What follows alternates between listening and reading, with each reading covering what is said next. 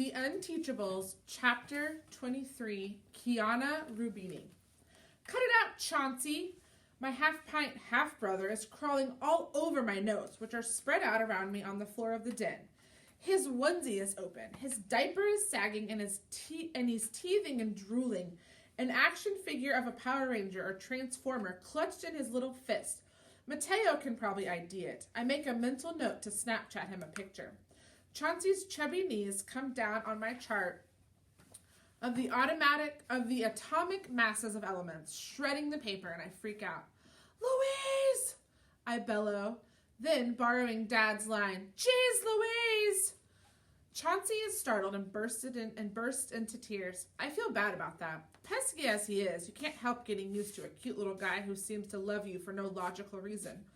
On the other hand, I need my chart of atomic masses, just like I need my periodic table, and all the other notes I have carefully organized on the floor. I'll never understand teachers. Sure, I get it that Mr. Kermit has come back from the lost land of crossword puzzles, but now, totally out of nowhere, he's gone science crazy.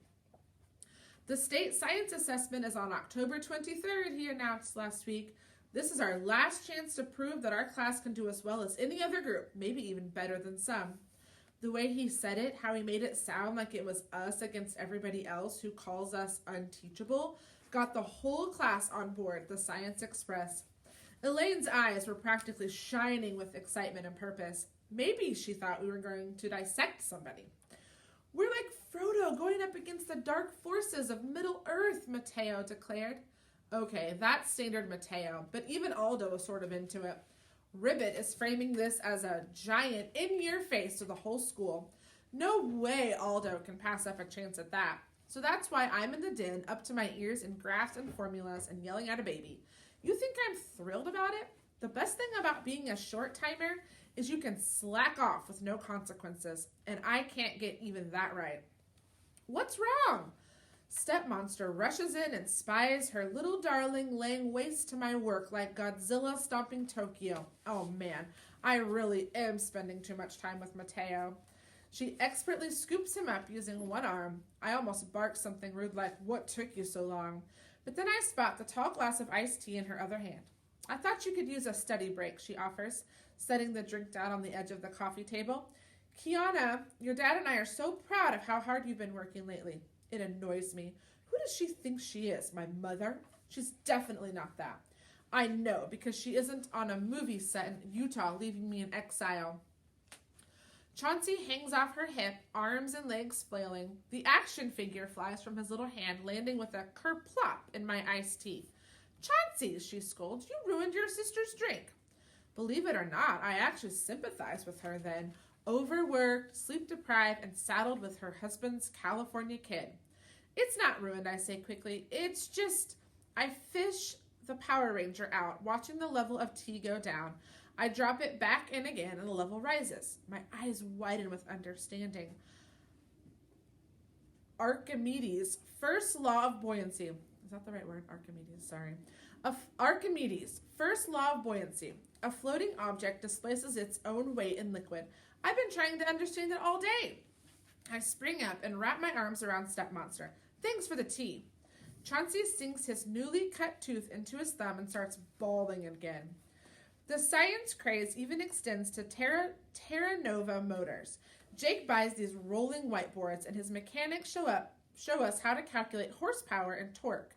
We have a contest to see who can be the quickest to label the parts of an internal combustion engine. Parker wins, even though some of his spellings are a little creative, like crankshaft equals scarf thank. Jake keeps telling us how important it is to do well on the test to make Mr. Kermit look good. He says it over and over again until his face gets flushed like he's really stressed about it. What's the big deal? If by some miracle we ace the exam, those good grades will be ours, not our teachers. And if we bomb out, well, that'll be on us too. How is it Mr. Kermit's fault if his class happens to be dumb at science? Or maybe we're not so dumb. On Friday, we take a practice test, and we do pretty well. I pull off a 92, which is amazing considering science isn't my best subject. Elaine gets an 86, and both Barnstorm and Raheem crack 70. Even Mateo squeaks out a pass at 67, which isn't bad for someone who can't tell the difference between Earth and Middle Earth and thinks the Force and magic are real. Aldo brings up the rear with a 62, but Mr. Kermit steps in before he can get too worked up about it. Think about it, Aldo. 3 more points and you would have passed. You're a completely different student. You're reading Where the Red Fern Grows, an award-winning novel. I believe in you. And on test day, I know you'll be able to scrounge up 3 more points. Yeah, Aldo exclaims, energized. If I can care whether Old Dan and Little Ann win the coon hunt, I can care about anything, even stupid science. Puffy tails for everybody, crows Barnstorm, waving a crutch in the air. Let's not get ahead of ourselves, our teacher tells us. We don't want to be overconfident for the real test next week. But, he adds, I'm proud of each and every one of you. If you put up these kinds of scores on the actual assessment, it'll say a lot about what we've accomplished together as a class. Those words stick with me. What we've accomplished together as a class. Well, okay, I'm part of the accomplishment, but I'm not actually part of the class. Technically, I'm not even part of the school. It doesn't make any real difference. I'm going home to LA, but not next week. I'll be taking the science assessment alongside everybody else. Still, I can't help wondering how the others would react if they knew the truth about me.